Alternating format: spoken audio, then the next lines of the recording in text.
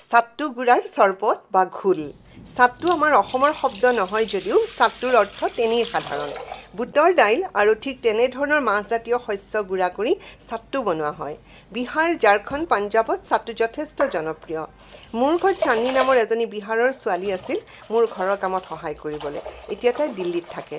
চান্নীয়ে বিহাৰৰ পৰা মোলৈ চাট্টু গুড়া লৈ আনিছিল আৰু মই তাইৰ পৰাই চাট্টু খাবলৈ শিকিলোঁ। চাট্টু হৈছে প্ৰটিনেৰে সমৃদ্ধ। চাট্টু হৈছে দুখীয়াৰ প্ৰটিন। এয়া মুখে মুখে চলি অহা কথা। কিন্তু সেই দুখীয়া খাদ্য প্ৰটিনেৰে আৰু সোৱাদেৰে চহকী। মই গণেশগুৰিৰ পৰা 90 টকাত এটা পেকেট কিনি আনিলোঁ। প্ৰথমে এটা বাচনত পানী ল'লোঁ। তাৰপিছত হিচাপ অনুযায়ী চাট্টু গুড়া ল'লোঁ। ঘুটনি দি ঘুটিব লাগে যাতে দানাবোৰ উপঙি নাথাকে। চাট্টুৰ পৰিমাণ কম হ'লে আকৌ এবাৰ দিব লাগে। জোখমতে ক'লা নিমখ দিলোঁ। আকৌ ঘুটিলোঁ। ভজা জিৰা গুড়া কৰি থৈছিলোঁ এটা কণ্টেইনাৰত। তাৰ পৰা অলপ দিলোঁ।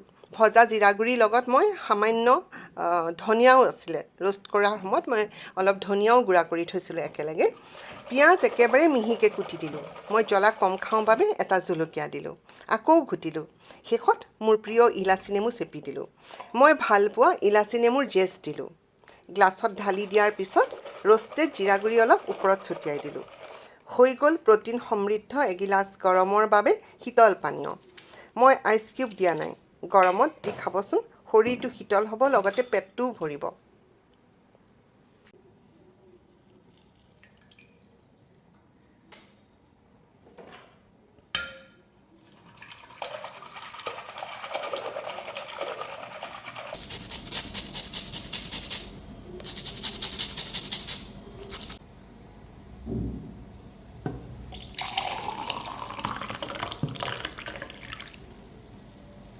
পৰিৱেশনৰ আগে আগে সামান্য ভজা জিৰা গুড়ি ছটিয়াই দিলোঁ।